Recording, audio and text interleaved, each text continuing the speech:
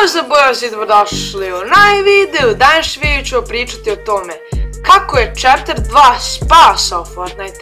Sada, prva pomisao kada god pitate nekoga u vezi Chaptera 2 jeste propaste. Sad, svi misle to o tome iz različitih razloga, to je promijenjena grafika, izbačena stara mapa, neke glupe lokacije kao što je Slurpee Swamp, to jest nije tehnički to glupa lokacija, nego jednostavno ako ne izađete iz Slurpija sa 100 healtha i 100 shielda, stvarno niste sigurno se dobro healali, jer tamo se na nenormalno puno načina možete healati.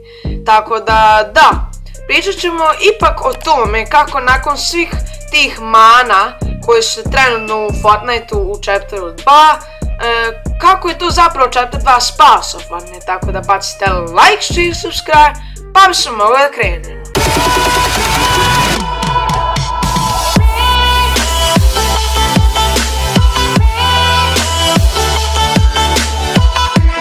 Tako da, hajde da krenemo. Znači, mogu ste da primijetite kako sam u ovome videu ipak iskoristio onaj svoj stari intro, a ne intro koji inače stalno koristim u zadnje vrijeme što sam koristio u zadnja dva videa, iz razloga što onaj intro koji ste vidjeli u zadnja dva videa će služiti samo za Fortnite koncept i serijal, jer čisto nekako mislim da odgovara tome serijalu, dok će klasični ovaj naš intro koji koristim još od mojih prvih videa će i dalje ostati. Tako da jednostavno to da znate, ali da ne dužim, hajde da krenemo sa temom. Tako da, September 25. 2017. izlazi Battle Royale segment u Fortnite u kojem je ranije bilo samo Save the World.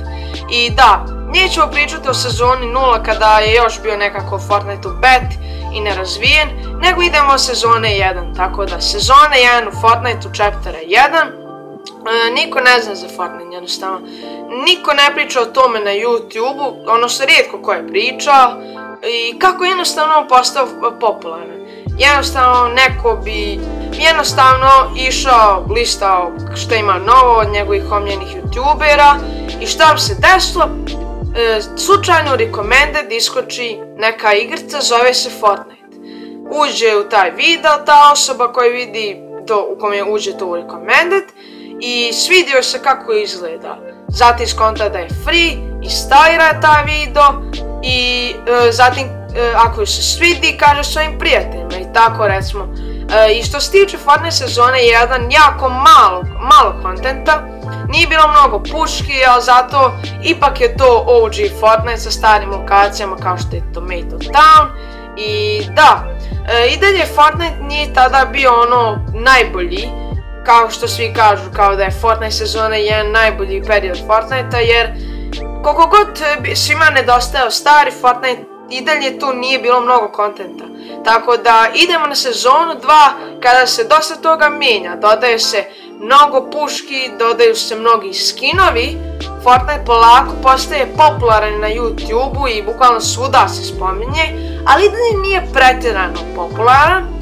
Tako da, na isti način nekako imam osjećaj da je postajao tako što jedan drug kaže svome drugom prijatelju, odnosno drugu, i tako je postajao popularan. Ali naravno, glavna stvar koja je obilježila sezonu 2 Chapter 1 u Fortniteu, to je Tilted Towers. Znači, lokacija koja će zauvijek ostati urezana u pamćenju svakoga Fortnite igrača. Tako da, uskoro završava i sezona 2. I izlazi sezona 3 gdje nije bilo mnogo promjena, iskreno. Dodano je još par skinova i mislim da je Double Pump removan u toj sezoni, naravno ispravite me ako griješim. Međutim, ne baš kroz ove OG sezone da toliko dužim, tako da odmah prelazim na sezonu 4 i to je nekako jedan od najbitnijih dijelova što se tiče Fortniteove istorije, zato što eksponencijalno raste, odnosno odavde, koliko je bio možda popularan sezon 3, ovako raste bukvalno. Svi žele da probaju da vide kakva je to igrica i čak sam ja zapravo u to vrijeme u sezonu 4-5 pokušao instalirati Fortnite, međutim imao sam neki problema sa grafičkom i više puta sam ja probavao i sezoni 6 I da, tek sam nakon 100. puta uspio instalirati Fortnite u sezoni 12, tako da nisam baš laki.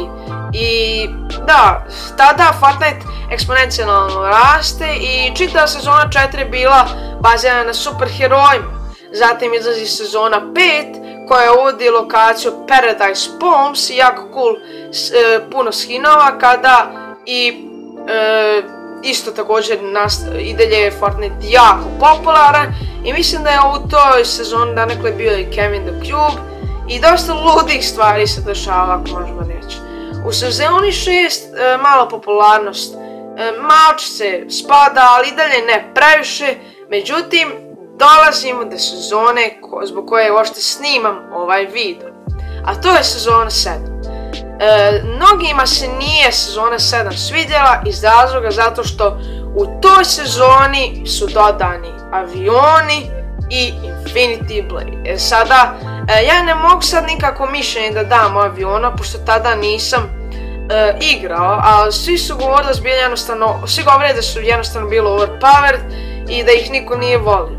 Ali Infinity Blade, definitivno svi znamo šta je. Jednostavno ogroman mač koji je više melee weapon koji je na blizinu i kogod da je blizu bi mogao da one shot i to je bio prvi mythic weapon čak, tako da to je bukvalno bio mythic goldfish, samo super precizno.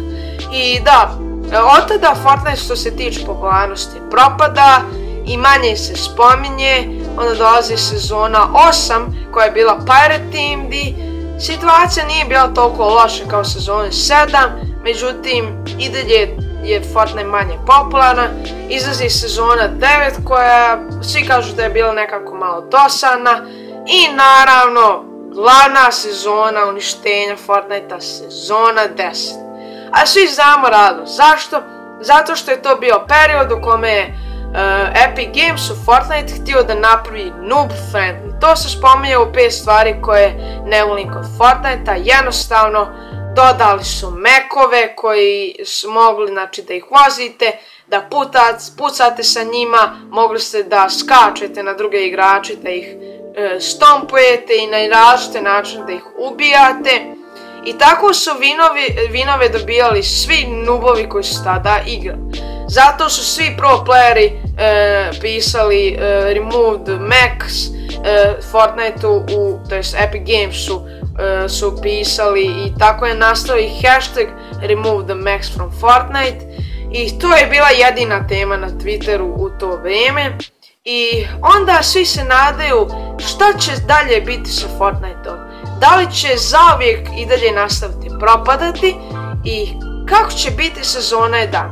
Međutim, svi znate da se desila jedna velika promjena. Tako da, šta se desilo? Jednostavno, svi su očekivali da će naredna sezona, odnosno sezona 11, biti kao i svaka sezona. Međutim, kao što vi znate, desilo se nešto što, ajmo reći, niko nije očekivao.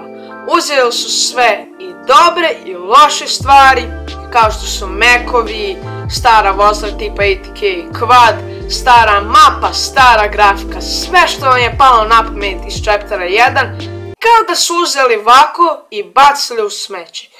Jednostavno, bukvalno, nije to bila sezona 11, desio se event na kraju sezone 10, kada je sve bilo uništeno i svi su zurili u crnu rupu 2 dana i tako je bilo čak 2 dana, znači nismo mogli igrati, nismo znali zašto ta crna rupa uopšte stoji na ekranu i morali smo čekati do izlaska nove sezone. Mislim, i dalje ja tada ne igram i kada konačno budemo dostupni da igramo sezonu 11, svi shvate da to zapravo nije sezona 11, već chapter 2. I to je razlog zašto pričamo na našem videu. Kako je to jednostavno chapter 2 spasao Fortnite? Pa removali su mekove i manje su je napravili noob friendly, međutim, chapter 2 sezona 1 je bila relativno prilično i dosadna, nije bilo mnogo update-a, ali kao što i svi znate, izbacili su mekove i sva moguća vozila i jedino moguće prevozno sredstvo su bili brodovi. Tako da Fortnite je postala potpuno drugačija igrica, grafika je promijenjena, nova mapa je dodana, nove lokacije na mapi su dodane, novi default skinovi su dodani. I da, sve te stvari koje su prouzrokovale da tema te sezone bude potpuno mijenjanje Fortnite-a su prouzrokovali do toga da mnogo fanova negativno reaguje i da, donekle jednostavno izbacivajući mekove, junk rift i sve one stare glupe iteme koji su uništavali Fortnite sa competitive strane, jer jako je bitan Fortnite što se tiče competitive strane, odnosno pro player scene, jer Fortnite nikad ne bio toliko popularan da nije bilo pro igrača kao Ninja i Tifu koji su ga digli do popularnosti. I da, onda izlazi Chapter 2 sezona 2 u kojoj ja počnem igrati i iskreno i dalje on nekako radi na toj noob friendly stvar koja se nikome nije svidjela, ali ne toliko u mjeri kao u sezoni 10 i da, iskreno bila je to realno i dosadna sezona, nismo ništa posebno toliko dobili i konačno izlazi Chapter 2 sezona 3 koja nekako mislim da je vratila ponovo Fortnite na noge i dala mu staru popularnost. Tako da li je Chapter 2 zaista spasao Fortnite? Ako govorimo donekle o Chapter 2 sezoni 3, definitivno da. Tako da dodali su auta, ajkule i da, nekako zaista jeste spasao Fortnite. Tako da to je bilo to od ovoga videa. Nadam se da ste uživali, ako jeste obavezno bacite like, uskoro izlazi specijal i da, ako bude, pišite u komentarima što mislite da će biti specijal i ako pogodite možda vam ostavim srce na komentaru, a do sljedećeg videa, pozdrav!